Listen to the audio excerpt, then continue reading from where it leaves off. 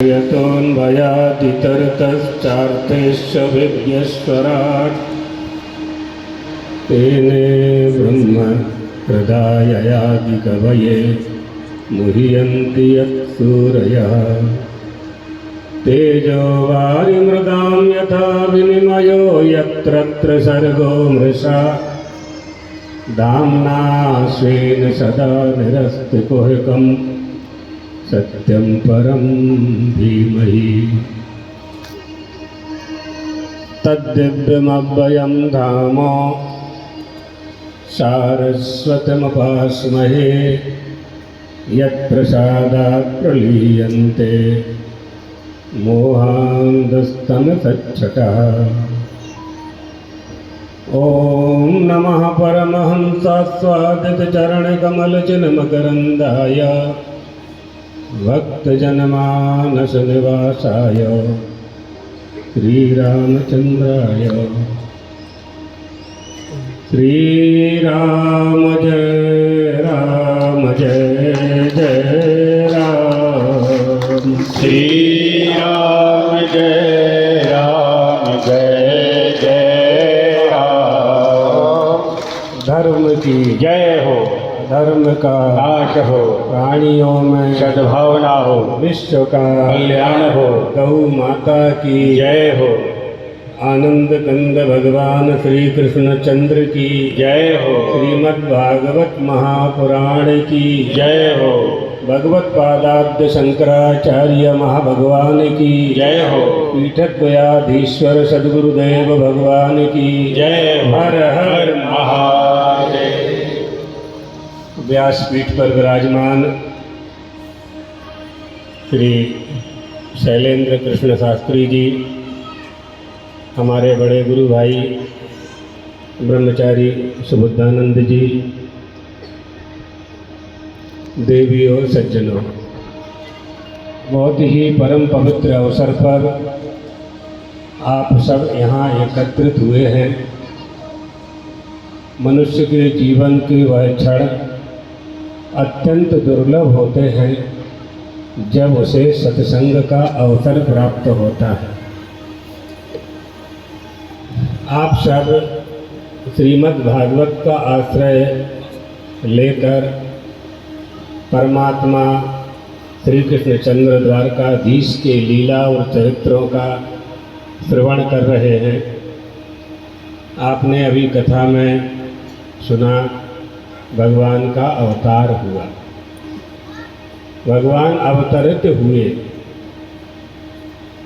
अवतरति इति अवतारः, जो होता है वही आता है। कहाँ थे वो, कहाँ से आए देवकी के पास? वसुदेव देवकी जी कारागार में थे। कैसे कारागार में उनका प्राकट्य हुआ, या लौकिक भाषा में कहें तो जन्म हुआ। कोई वस्तु कहीं से कहीं जाती है या आती है तो उसका व्यय होता है। आप लोग भी कोई काम करते हैं तो आपकी शक्ति का क्षय होता है। अवतार इसलिए है, भगवान इसलिए हैं कि त्रिपाद विभूति स्थान से वैकुंठ से निकल कर के मथुरा आए। सबसे पहले वसुदेव जी के मन में आए, वसुदेव जी के मन से देव जी के मन में गए। ये अलौकिक गर्भाधान है परमात्मा का, और देवकी जी के सामने प्रकट हो गए। लेकिन वैकुंठ में त्रिपाद विभूति स्थान में उनकी कमी नहीं हुई, वो वहाँ थे। वहाँ रहते हुए ही उन्होंने अवतार ले लिया। अव्ययस्य प्रमेयस्य निर्गुणस्य गुणात्मनः, ये भगवान का अवतार है। वो अप्रमेय है, किसी का विषय नहीं है, प्रमेय नहीं है, अप्रमेय है।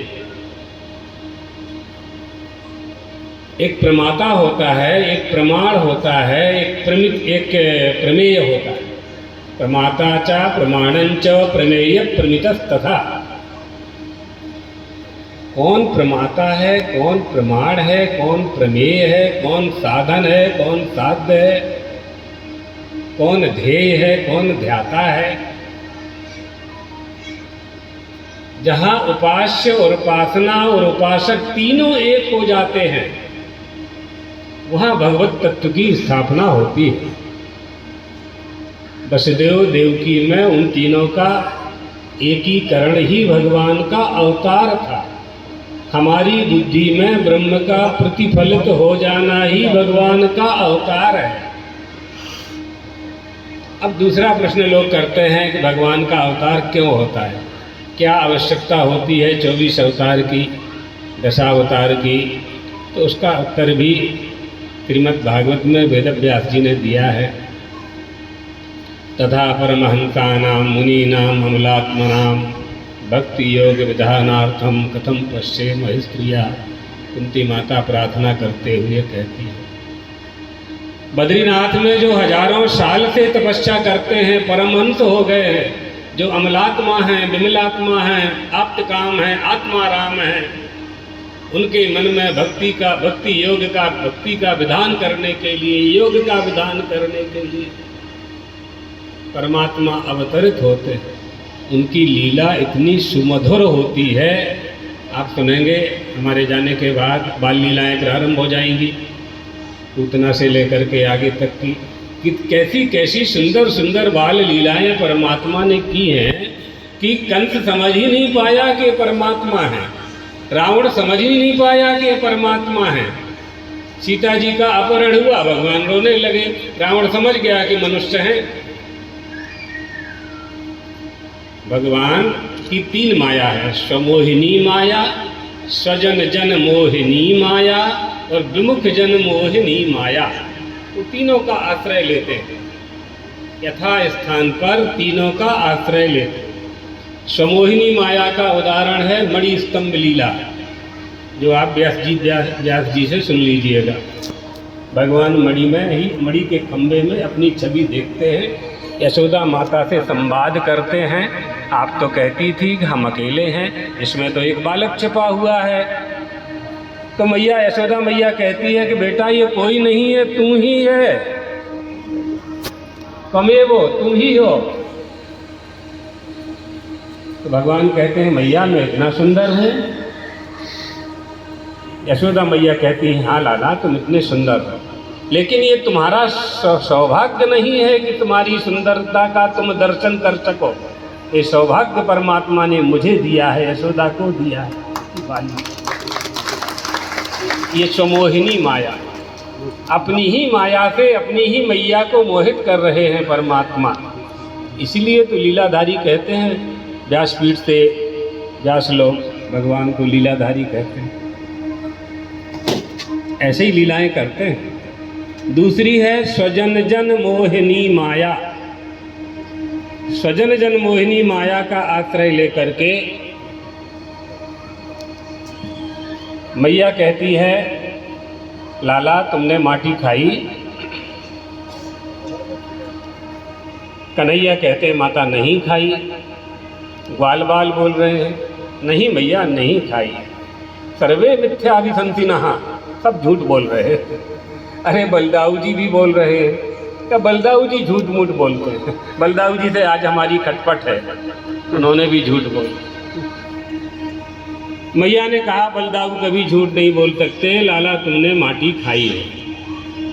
भगवान ने कहा नहीं मैया, ना हम भक्षितवान अम्बो सर्वे मिथ्याभिसंसिनः, मैंने माटी नहीं खाई। मैया नहीं मानी तो कन्हैया बोले यदि सत्य गिरस्तर्हि समक्षम पश्य मे मुखम। मैया यदि तू नहीं मानती है तो मेरा मुख देख ले खोल करके। तो मैया भी पक्की थी, उसमें छड़ी लेकर के खड़ी हुई थी। अब इसमें कई प्रेक्षाएं हैं।